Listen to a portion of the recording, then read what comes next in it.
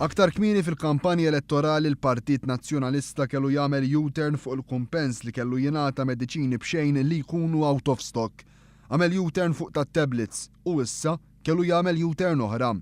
Din id-darba l-U-turn tal-Partit Nazzjonalista hija fuq billboard li tella 3 ilu u l-inbidel fl-istess ġimgħa. Il-billboard tal-ucuh miżbuwajn bil-kuluri aħmar u blu ġie kritikat minħabba l-messaġġ diviżiv tiegħu. Lawrence Gonzi u Simon Busuttill din il-ġimgħa ddefendewh u qalu li sar bl-approvazzjoni tagħhom.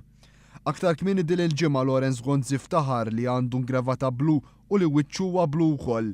Filwaqt li Simon Busuttill qal li l-billboard ma jdejqu xejn u jwassal messaġġ veritier. Is-soltu billboard tal-Partit Nazzjonalista jittella biex jibqa' mwaħħal ġimgħa. F'dan il-każ imma kellha ssir eċċezzjoni u wara biss 3 ijiem fit-toroq Maltin il-Partit Nazzjonalista biddel il-billboard tiegħu għal wieħed simili imma bla kuluri fuq il-mexxejja politiċi.